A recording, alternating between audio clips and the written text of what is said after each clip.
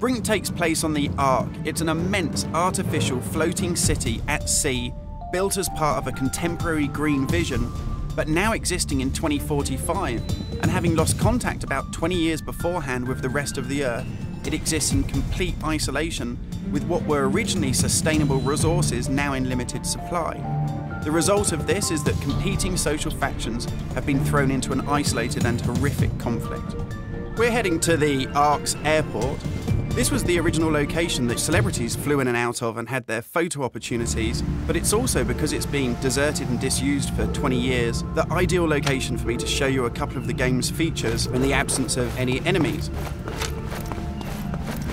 Now, Brink uses those same familiar shooter controls that you're used to, but without the artificial constraints, because we've developed a new system that we're calling SMART.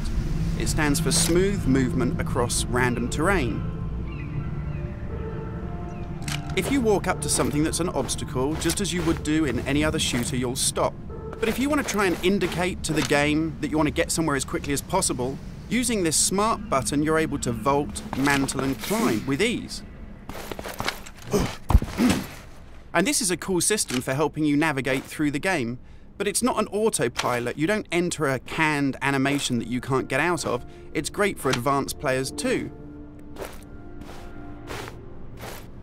If you're approaching an obstacle, like a security sensor, and you want to make it through that obstacle without perhaps alerting the enemy to your presence, you could just look up, and you'll mantle up and over that automatically.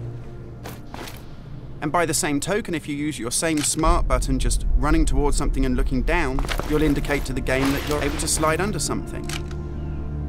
And this is really important because in Brink, we want you to be able to make tactical decisions about where you go and how you play. It's not a rail shooter where you're on a kind of minecart witnessing canned cinematics. And that's important too, because in Brink, irrespective of whether you play offline or online, you can create a cool identity for yourself that really reflects how you want to play the game.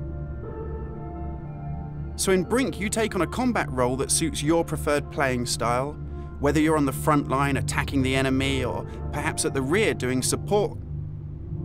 You'll take part in military objectives as part of a coordinated squad.